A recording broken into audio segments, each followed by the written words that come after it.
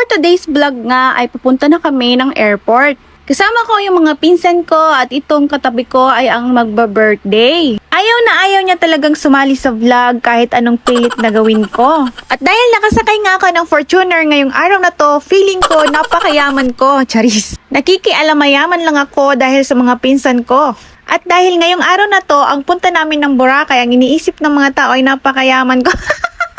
Ay Diyos ko, mamaya i-reveal ko yung laman ng wallet ko. At nung nakarating na nga kami sa airport, bagong-bago sa mata ko itong terminal na to. Terminal 4 nga pala ito at sumusunod-sunod lang kami sa tita ko. At itong pinsan ko talaga na to ay mukha tinatakpan talaga ng sombrero. At alam niya kasi na gumagawa ako ng video. At ayaw na ayaw niyang mahagip sa camera kahit 5. At tinatanong ako ng tita ko kung anong ginagawa ko, nagpipicture ba daw ako or nagbi-video at magpo-post na sana siya. At sobrang aga nga po pala namin dito sa airport. 4:30 pa ng hapon yung boarding time namin pero alauna pa lang nandito na kami. Charis. At finally, nandito na nga kami sa destination namin. Pero bakit parang nawawala pa kami? Fast forward nga, nandito na kami sa counter. Nagkakagulo-gulo na sila kasi yung ID ko nginat-ngat ng aso. Diyos ko. At ito naman ng wallet ko. Ang laman niya ay 15 pesos. Kahit tubig di ako makabili. Oh my God. At ang presyo ng tubig dito sa airport ay nagkakahalaga ng 35 pesos. O diba, kulang ka pa ng 20 pesos. Day, paano na yan? At finally, nandito na nga kami sa loob para hintayin yung flight namin. Palabot na nga yung cellphone ko at naghahanap ako ng area kung saan pwede makapag-charge. Nakita ko na kung saan ako pwede mag-charge pero iniikot-ikot ko muna yung mata ko dahil natatakam ako sa mga pagkain. At dahil sa sobrang mahal ng mga bilihin dito sa airport, ipipikit ko na lang at uupo na lang sa gilid. Fast forward nga, boarding time na namin. Bago nga pala kami makasakay ng eroplano ay sasakay muna kami sa bus. At ang akala ko nga ay late na kami, yung pala kami pala yung mga first honor. Maya-maya pa ay nakaalis na yung bus at papunta na kami sa aming eroplanong sasakyan. Excited na nga kami at kinakabahan din ako dahil first time kong pupunta ng Boracay. Ay Diyos ko. At nandito na nga kami sa sasakyan naming eroplano. Ay siya lang, ganda naman, napakaliit. Kala mo naman private plane. Nauna na nga yung mga kasamahan ko at ako'y naiwan. Ay Diyos ko, kala ko nakita ko na yung mundo. Napakakinis. Hindi ko talaga alam yung nararamdaman ko ngayon dahil nakikita ko na ang mundo. Charis. At sana all may afam. Habang nasa loob nga ako ay pinagmamasdan ko ang hélice nitong eroplano. Kasi feeling ko nasa helicopter kami. Ay Diyos ko. At nung nasa Himpapawid na nga kami ay tanaw na tanaw ko pa ang mga bahay-bahay. Ay Diyos ko, napakababaw naman pala ng lipad neto. At nung nasa Himpapawid na kami, pinagmamasdan ko ang mga ulap-ulap sa paligid. Napakagandang pagmasdan nga ang ginawa ng Panginoon.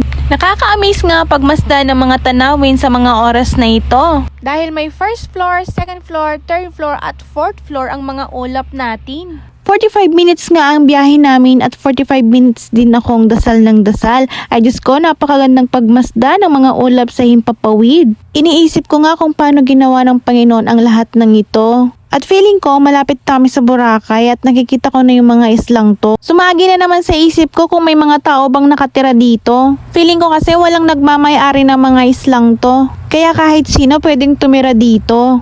Ay Diyos ko, pag ako tumira dito, hindi ko alam kung mabubuhay ako. Fast forward nga, nakita ko na itong isla na malapit sa Boracay. Napakaganda ng kulay. At finally, nakababa na nga kami ng eroplano at nandito na kami sa Boracay Airport. At inaantay pa namin ang mga bagahe. At syempre, bago kami makarating sa mismong isla ng Boracay, kailangan pa naming sumakay ng Roro. Galing sa airport, sumakay na lang kami ng tricycle papunta dito. Fast forward nga, nandito na kami sa Boracay at naghahanap na kami ng makakainan. Gabi na nga pala kami nang nakarating dito sa Boracay. Magkahalong pagod at gutom ang nararamdaman namin sa mga oras na ito. Naglalakad na nga lang kami dahil malapit lang naman yung hotel namin dito. Excited na kami mag-umaga para matanaw naman namin ang kagandahan ng Boracay. Nakarating na nga kami dito sa kakainan namin at nakita namin ito.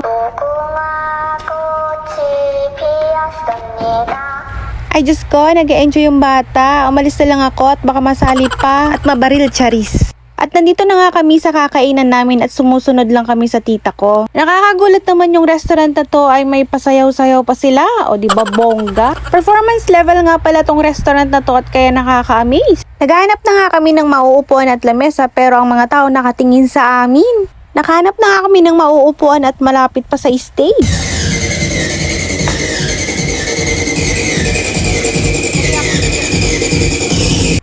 curious ako kung anong o-orderin namin. Kaya lumapit na lang ako at titignan kung anong mga pwedeng kainin. Paglapit ko, ay Diyos ko, ganito pala dito. Kailangan meron ka palang sariling recipe. Nakalagay na lahat ang mga ingredients dyan sa lamesa at ikaw na lang ang pipili kung anong gusto mong papaluto.